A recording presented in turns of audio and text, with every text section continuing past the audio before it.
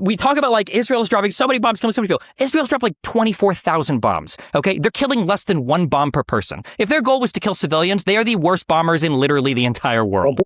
When we talk about the blockade exists because during the Second Intifada, there was a lot of weaponry that came in to Gaza from the Mediterranean and from Egypt. This is a problem that Egypt recognizes, a problem that Israel recognized. That's why the blockade existed. As Americans, we need to demand that we stop sending $3.8 billion a year to Israel because look what they're doing with our money. Look what Gaza's doing with the money. Do we stop sending money to the Palestinians as well? Jesus, real quick, when we talk about like 2,000-pound bombs, we talk about like the indiscriminate bombing of like the Israeli stuff. There are so many random crazy things that are brought up here. We talk about like Israel's dropping so many bombs, killing so many people. Israel's dropped like 24,000 bombs. Okay, they're killing less than one bomb per person. If their goal was to kill civilians, they are the worst bombers in literally the entire world. Well, does that make a difference how many bombs they've dropped? Of course it makes a difference. If you drop one bomb and you kill 50,000 people, you're probably trying to kill a lot of people. If you drop 24,000 bombs and your civilian casualties are less than per bomb dropped, it seems like a hard argument to say that they're indiscriminately killing civilians. Okay? When we talk about numbers of civilians killed, the numbers aren't important. What's important is the intention. When Israel kills civilians, especially in the course of this war, those civilians are killed as collateral. When Hamas kills civilians, it's because they're targeting them. Hamas's bullets were not accidentally flying into the heads of partygoers looking for IDF soldiers when they breached the walls on October 7th. They were looking to kill civilians. Okay? Hamas does not drop pamphlets, make phone calls, knock on roofs, and then wait for an invasion at the behest of the West and the United States to wait for civilians to leave. They just go in and they kill whoever they can find. This idea also of dumb bombs, most bombs are dumb bombs. If you're not firing a guided missile, of course it's a dumb bomb. Just because it's a dumb bomb doesn't mean it's not aimed. You can aim a bomb. Just because it's dumb and it doesn't have a guidance system or any sort of secondary flight system or actual like aiming system doesn't mean that it's a dumb bomb. You drop a bomb from a plane, you know about where it's going to go. Again, if you didn't, the civilian casualty toll would probably be a lot higher. The idea they're barely aiming them does not seem to be justified at all. When we say the tunnels are totally unaffected, we've literally seen videos of entire apartment things collapsing with like tunnels and shit underneath. Yeah, the tunnels might not have been destroyed as much as they wanted to be. That's why they dropped 2,000-pound bombs. We dropped bunker busters in Afghanistan and Iraq, I believe.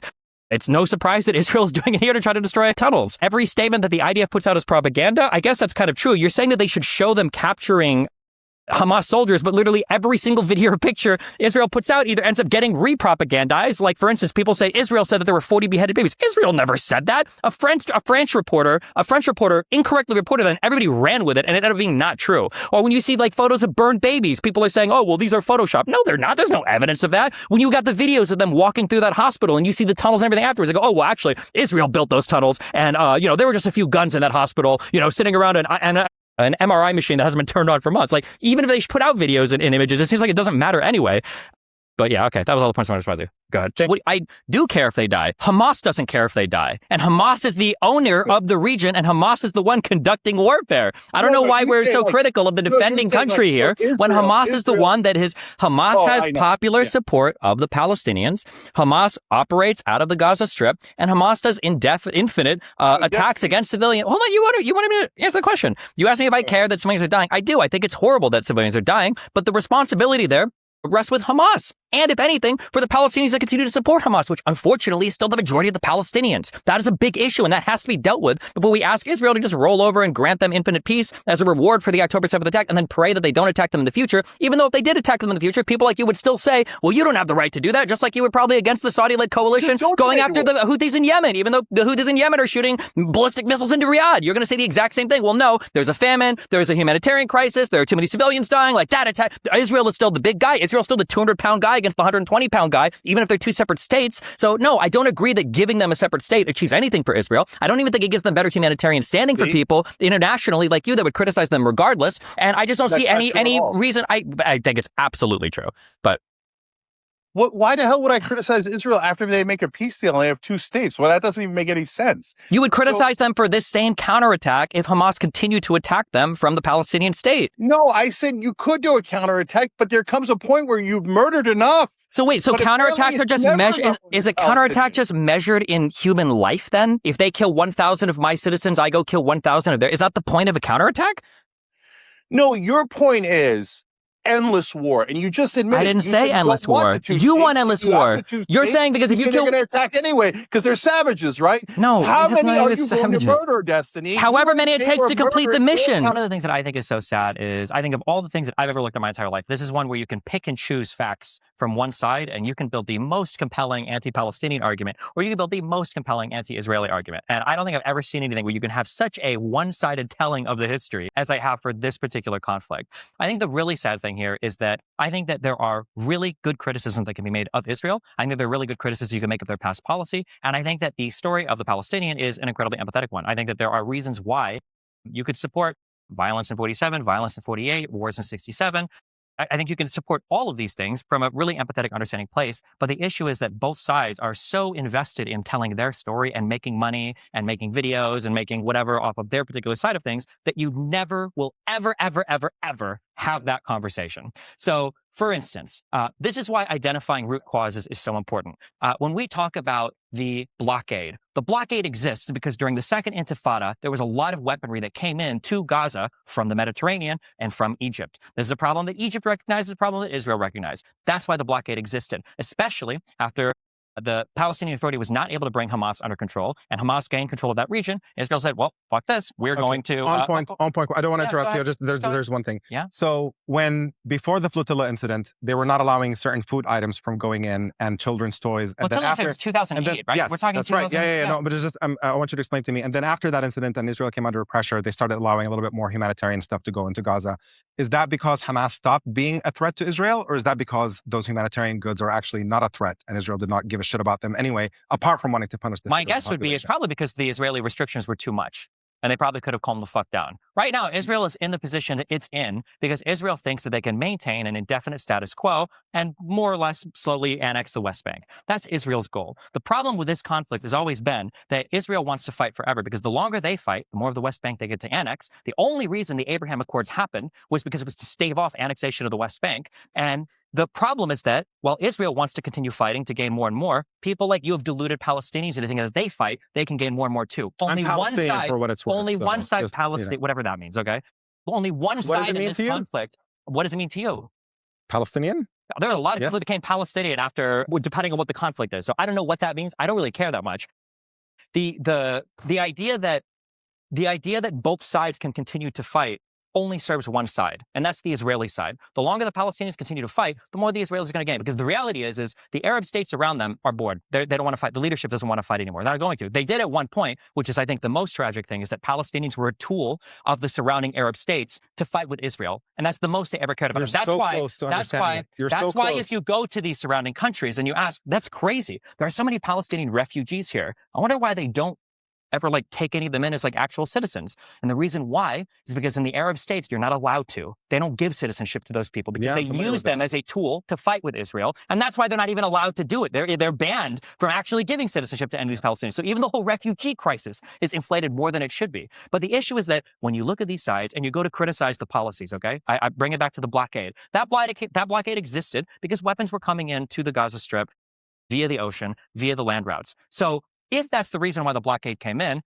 I think that you can make an incredibly powerful argument that, listen, Netanyahu, if you want to destroy Hamas, that's fine. But one of the conditions of eliminating Hamas has to be the lifting of the blockade. Because with Hamas gone, your justification for the blockade is completely and totally non-existent. In my world. In your world, the blockade never leaves because the only reason it's there is to punish Palestinian citizens. So if you're constantly screaming at a government, hey, you need to take this blockade away because you just hate Palestinians, well, why would they ever remove it? There's absolutely no desire to. There's no reason to. Why would they? But if the argument is, well, we said that the blockade existed because weapons were going into a hostile administration. Well, now that hostile administration is gone and we allowed you to remove it at great cost, both to infrastructure and civilian life, well, now we can say, hey, they're gone. You have to lift the blockade now. There's no justification for it. So if we have a real analysis of what's going on, we can levy legitimate criticisms. We can look for legitimate solutions. But if the arguments are delusional, that Israel is here indiscriminately murdering tons of people because they're evil or because they hate Jews or they hate Palestinians or hate Arabs or whatever, or they're racist or Islamophobic, there's no solution to be had because in your world, the hatred runs so deep, it's intractable.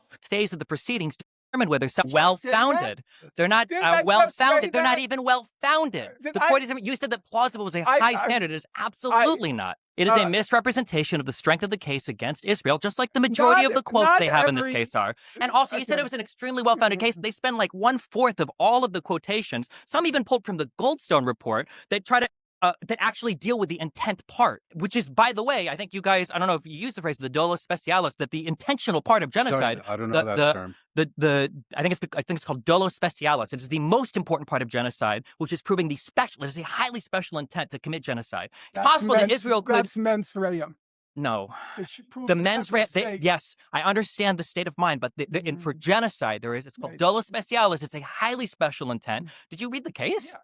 It is a highly special intent. I'm going to ask you again. Also, I recommend people actually read the case and follow through a lot of the quotes. That they just don't show genocidal intent. I don't think so either. The Israeli Minister of Finance on the 8th of October, 2023. This is taken from the ICJ. This is from South African Submission.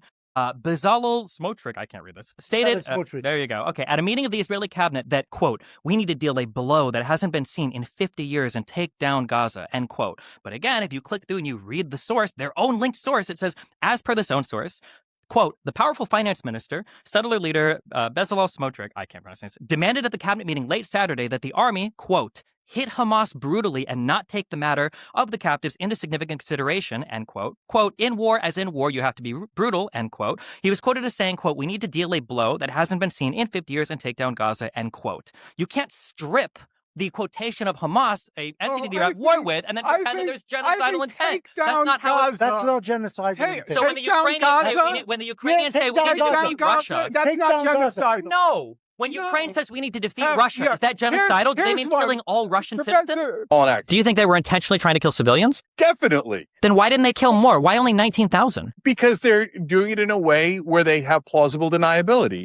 For look, I'm sorry, I'm going to do my first insult, but for schmucks like you to go, well, they were moving them and they were being super gentle and they surrounded them with pillows and they warned them, and they killed 20 times many civilians as Hamas did. But golly, it was all an accident. Gotcha. And I'll let you do your whole thing. I'm just curious. Do you have a single shred of evidence for any of that?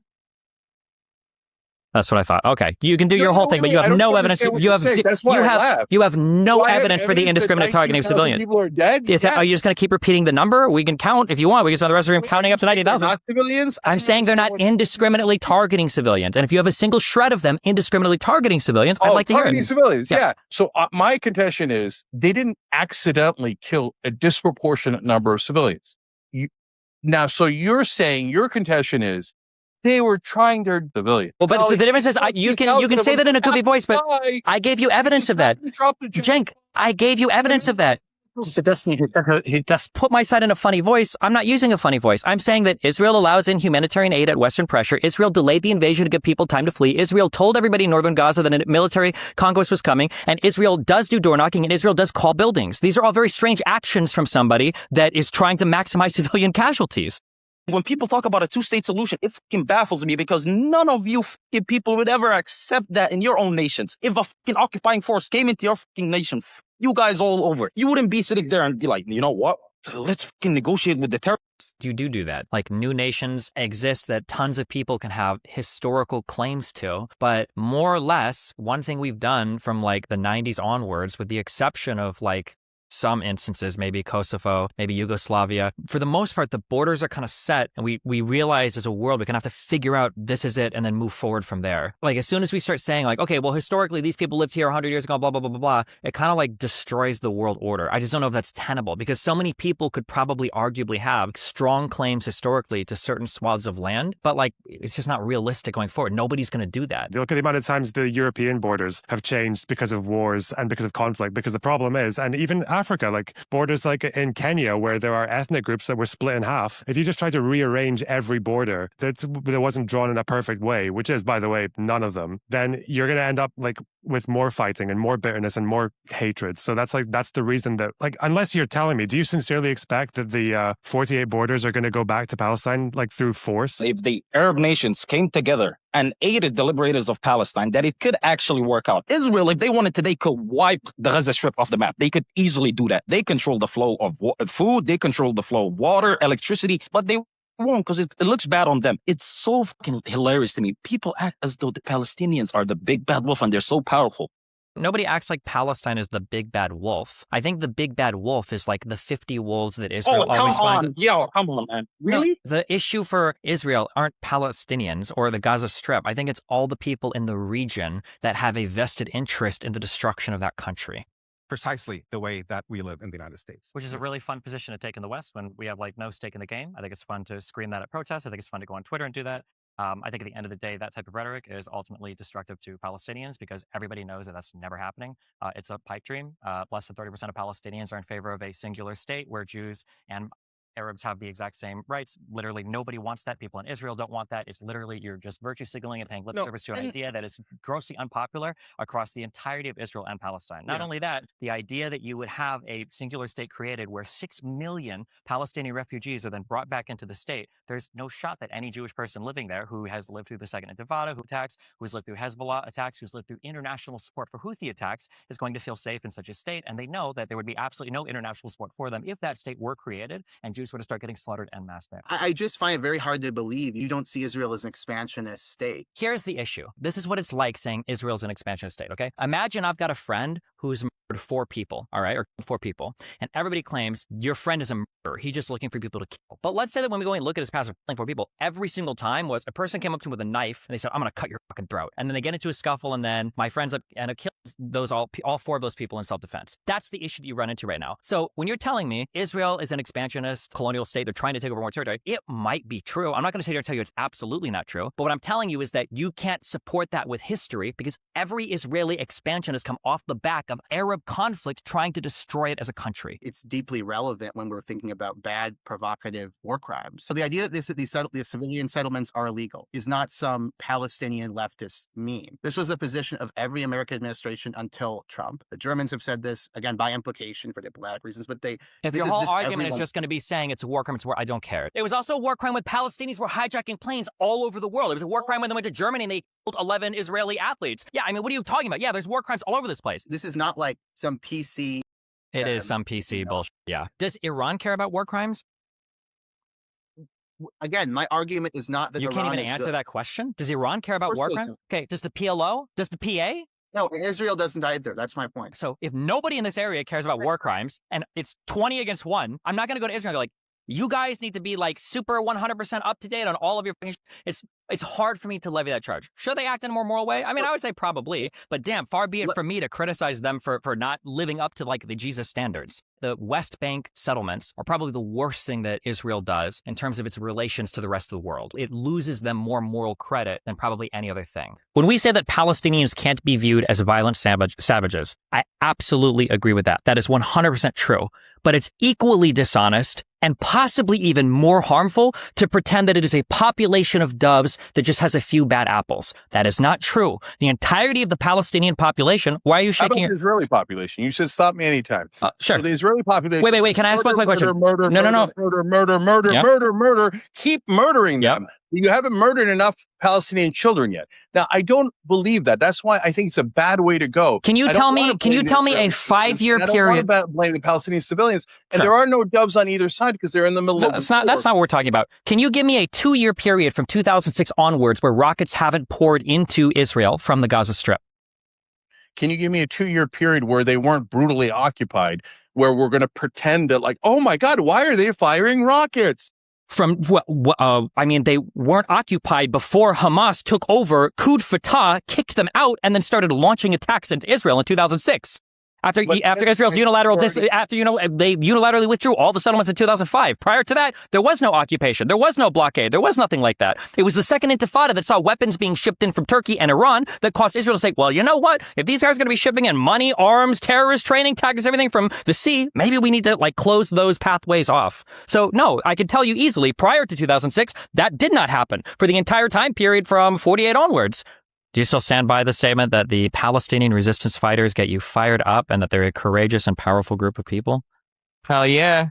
Shout out to the Palestinians. They've been fighting for when I was at wrestling practice today, I was getting tired. And I thought of the Palestinians who have no water, who have no food, who have been deprived of everything, who are born into an open-air prison, a concentration camp. An open-air prison that has more humanitarian aid flowing into it than almost any other region in the world. It's really sad that the leadership there co-ops almost all of it. Even the IDF, even Mossad said that the conditions in Gaza are completely unlivable. Yeah, I mean, that's nice that there's a lot of aid. Why did they say that those conditions are unlivable? Maybe if they spent more time building houses and less time building tunnels, maybe the conditions in Gaza would look significantly different, maybe? Yeah, it's all their fault. Blockade It has nothing to do with the blockade, the fact that they're constantly having missiles dropped on them, or the fact that Constantly Israel having doesn't missiles allow- dropped on them? Are you talking about Israel and you getting missiles dropped on it from... Or they don't. The fact that Israel doesn't allow construction materials into Gaza. It has nothing to do with that. It's all the Gazan people because they're just a bunch of Arabs who don't know how to build stuff. All they know how to do is bomb. Who says So, like, Arabs that don't Europe. know how to build stuff and all they do is bomb? Who said that? There's plenty of thriving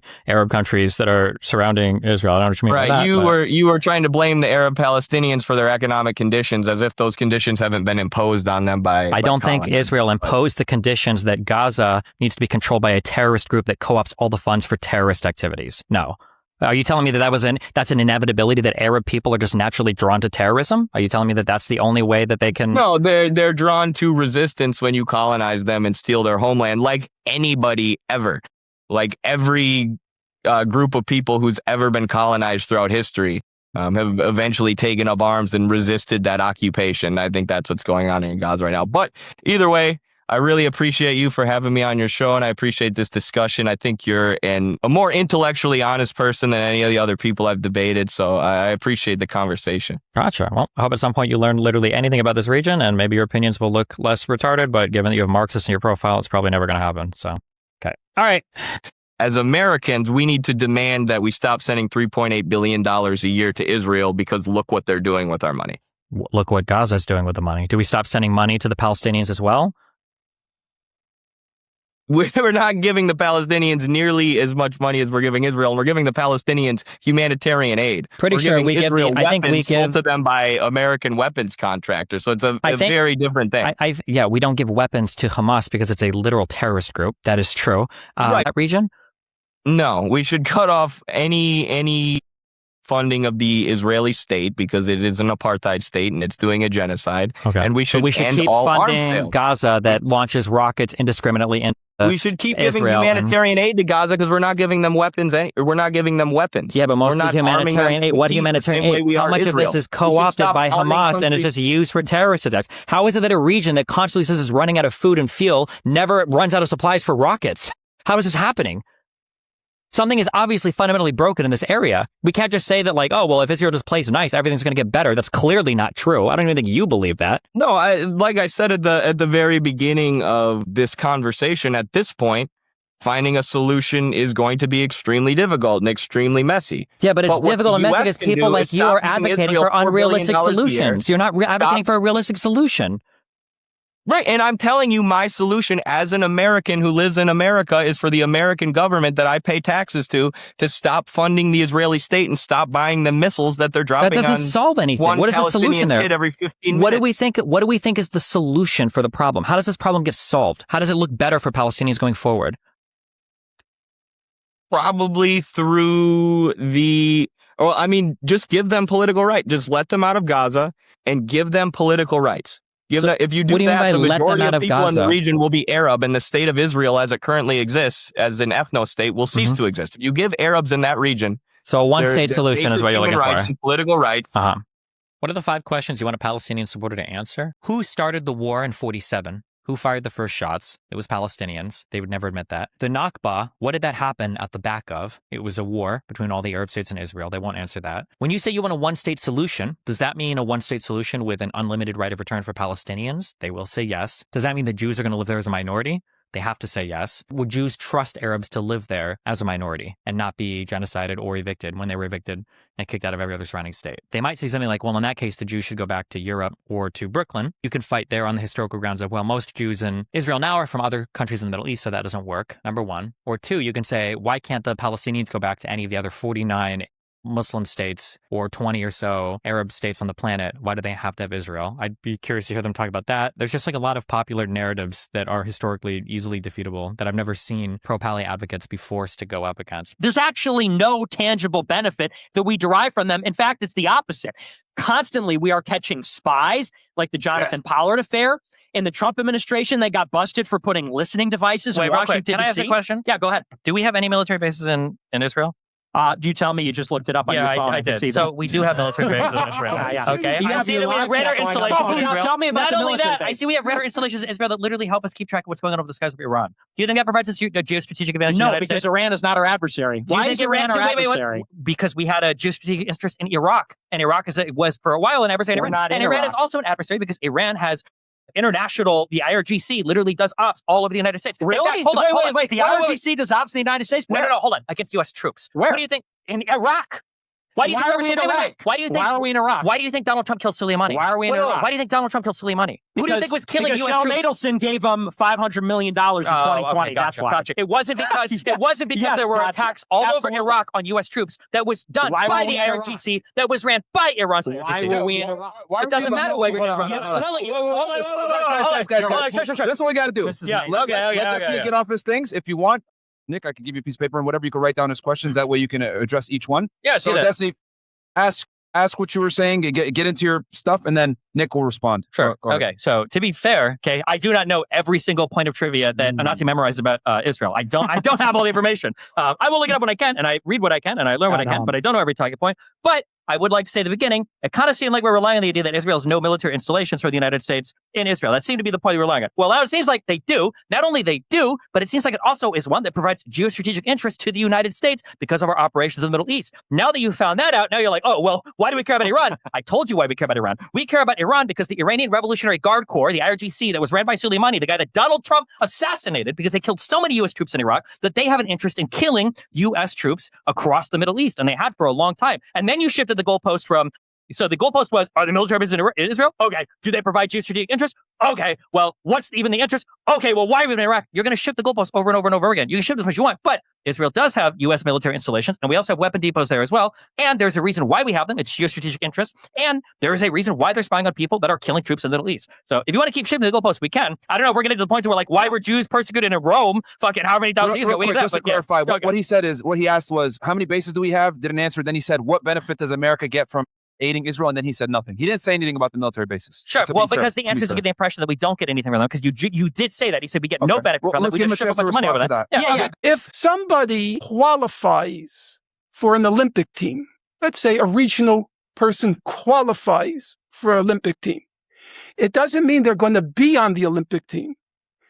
It doesn't mean they're going to win a gold medal, a silver medal, or a bronze medal. They can swim. That's what you're saying. No, I would say that's a very high bar. You're saying they can swim. To even qualify. Swim well enough to have a realistic prospect of winning a medal. So, to even make it to plausible. That is not true. That is not it's what a plausible very means. high, it is absolutely not. You're Mr. dead Borelli, wrong. Mr. Borelli, please don't teach me about the English language.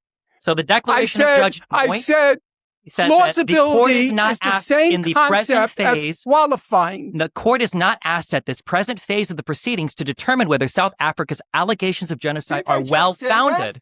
They're not well-founded. They're not even well-founded. The court is. You said that plausible was a high standard. It is absolutely not. It is a misrepresentation of the strength of the case against Israel, just like the majority of the quotes they have in this case are. And also, you said it was an extremely well-founded case. They spend like 1/4 of all of the quotations, some even pulled from the Goldstone report, that actually deal with the intent part, which is, by the way, I think you guys, I don't know if you use the phrase, the dolo specialis, that the intentional part of genocide. Sorry, I don't know that.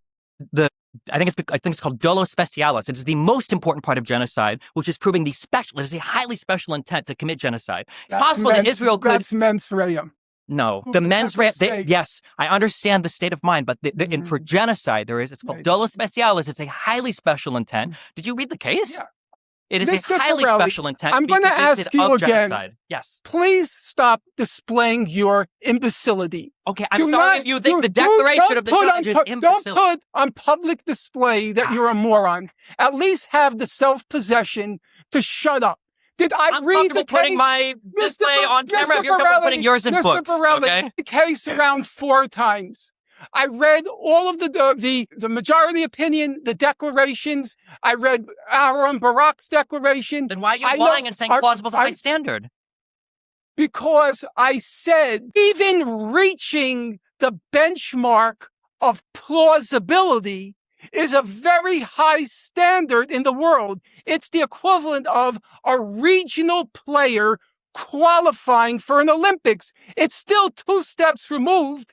You may not be on the team and you may not get a medal, but to get qualified, which in this context is the equivalent of plausible, you must be doing something pretty horrible. And as it happens, Professor Morris, that's what the court will rule. Remember what I just told you.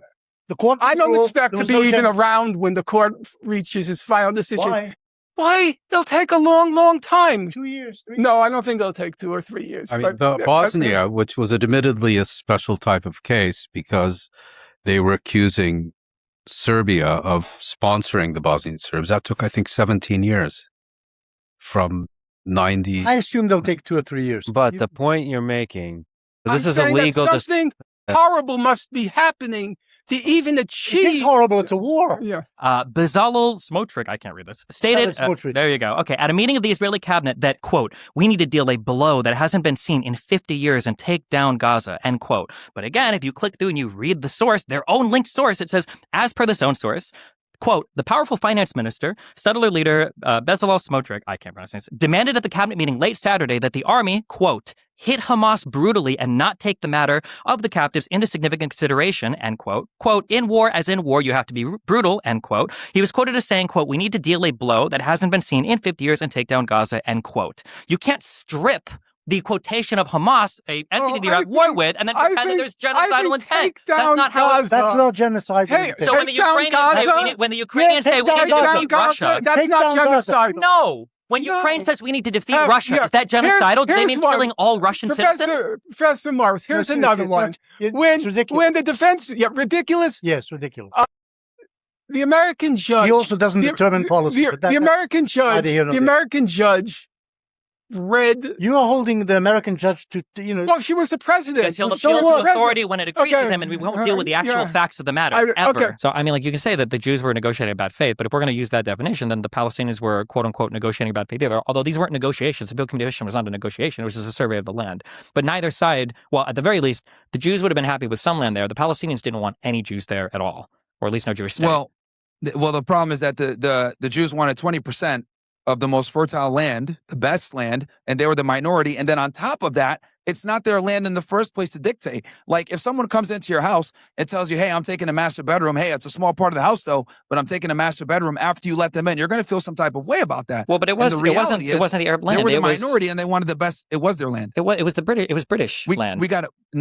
No, but they were there. They're the indigenous people. There's not indigenous at all. They were part of prior caliphites that had conquered through imperialism that area. But the land was owned by the Brits. It was the British mandatory for Palestine. We have Eastern Europeans, literally from like Russia, Ukraine, etc. That's what a lot of these Zionists were. They were all majority Eastern European coming into land that they have no ties to from a bloodline, anything like that, coming in saying like, we're going to settle and colonize. Obviously, the people that were there that were there originally are going to feel some type of way. And then on top of that, they wanted 20% and they wanted the best land. We can say that people felt some type of way, and I agree with you. They did feel some type of way for sure, and they definitely felt like they had. Well, you could say that, but again, all of the land that was taken prior to 36 was purchased by Jewish purchasers of land. It was all of it was. There was no land that was conquered. No, there was no stolen land. It was all purchased from prior owners. I mean, didn't the Jewish land? Didn't the Zionists go over and buy the Jewish buy land from landowners, absentee landowners? Even with the absentee landowners. That's what I'm trying to explain to you guys. Now we can go to 1947 partition plan. We talked about the Peel Commission. Fine. Now we're going to get into the partition plan. The partition plan. How can we move on from this? I don't know. Jews conquered land. They didn't even have like a military army or anything. No Jews conquered land from Arabs prior to the Peel Commission. It just didn't happen. No, the Peel Commission gave them the legitimacy to start creating their own paramilitary forces. That's what I'm saying. Well, the Peel Commission gave them the legitimacy. I'm just saying that prior to 36, create these organizations. Prior to 36, they bought land from prior landowners. There was no Jewish conquering. Okay. Well, I don't know how, because even in the Peel Commission doesn't say that they conquered land. That is why. No, that's why and this is a big point. This is precisely why the Palestinians rejected the 1947 partition plan, because on top of that, they had been killing people, they had been stealing land, the Peel Commission was a lie, we knew that, and then on top of that, They were the minority, but they wanted 56% of the land. And not so notice well, hold on, wait, before we skip ahead, wait, okay, wait. To 56%. We can't, yeah, there's a hard, we can agree to disagree again if we want on this point, but it's like a hard, That's fine. like before we get to the split on for Resolution 181, the land, like in the Peel Commission itself, right? I just reading from the text, chapter 4, the disturbances of 1936. So from 36 to 39, there were massive Arab revolts. But like one of the reasons that they list is number 5 under chapter 4. They say Arab alarm at the continued Jewish purchase of land. There was no conquering of land. If you read, more into chapter 5, many Arab landowners have benefited from the sale of land and the profitable investment of the purchase money. The Fellahin are better off on the whole than they were in 1920. The Arab progress has been partly due to the import of Jewish capital into Palestine and other factors associated with the growth of their national home. That's referring to Jewish people. But like there was no conquering of land prior to this. Or if there is, I've never seen a source on that ever, unless you just consider Jewish people buying land and then kicking off the Arabs once they bought it as conquering. But there was no conquering of the land. They were conquering the land. That's why they were able to go ahead. That's why this is the basis as to why the Palestinians rejected all these peace deals is because, or these negotiations that the Israelis gave in, because number one, they didn't negotiate in bad faith. A lot of the time they were the minorities, and then they wanted all the best land. So how does it and the way I simply explain it, right, to the people here that might not be as well versed in this conflict.